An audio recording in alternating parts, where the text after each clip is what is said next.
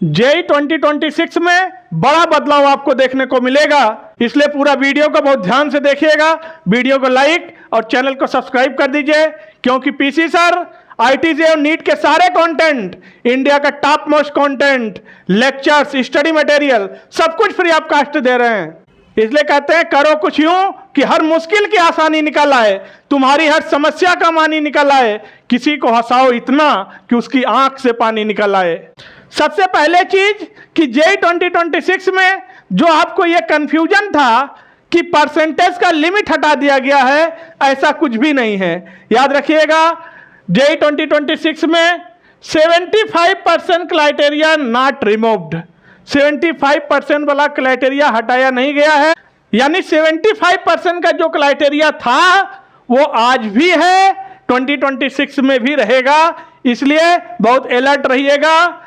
75% यानी total 5 subject में मिलाकर 75% होना चाहिए था, जिसमें physics, chemistry, math, English compulsory है, बाकी एक डिपेंड करता है आपने कौन सा लिया है। अब अगर हम बात करें जनरल और ईडब्ल्यूएस के लिए, फॉर्म डालने के लिए 75% होना जरूरी है। बाकी सबके लिए एससी, एसटी, पीडब्ल्यूडी के लिए 65% मान्य है। अगर हम बात करें सीबीएसई जैसा माहौल बना रही है कि अब हाई स्कूल का बोर्ड का एग्जाम 2 बार होगा, हो सकता है अभी सर्कुलर आ जाए कि 12th बोर्ड का एग्जाम भी सीबीएसई 2 बार कराएगी साल में। अगर आ गया तो ध्यान रखिएगा, और आ ही जाएगा, क्योंकि सीबीएसई ऐसा पूरा डीपीआर तैयार कर चुकी है कि बोर्ड एग्जाम साल में 2 बार कराया जाए। ठीक, 10th बोर्ड का तो आ भी चुका है सर्कुलर कि 10th बोर्ड 2 बार होगा, बस 12th का भी सर्कुलर आ सकता है।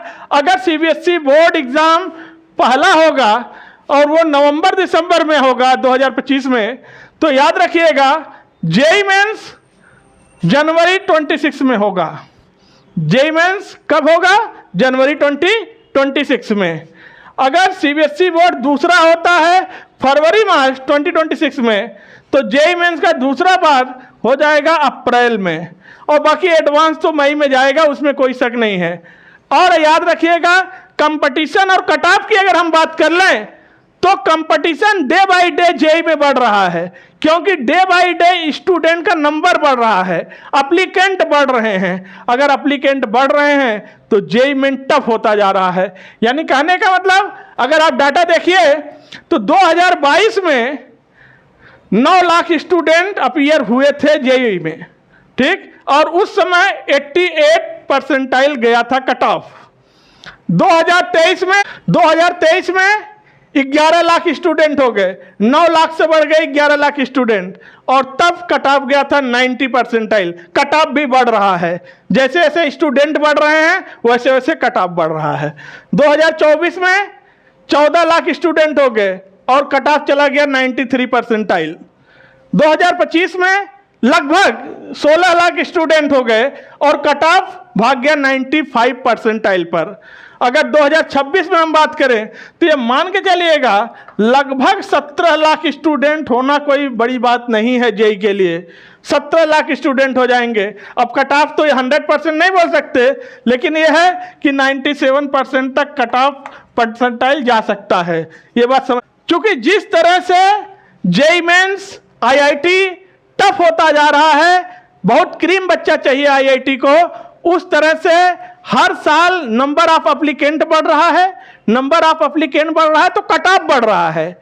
आप देखिए 22 में कट ऑफ 88% गया, 23 में कट ऑफ 88 से 90% गया, फिर कट ऑफ 93% गया, 25 में कट ऑफ 95% हो गया। अब आप अनुमान लगाइए कि 2026 में कट ऑफ कितना जाएगा।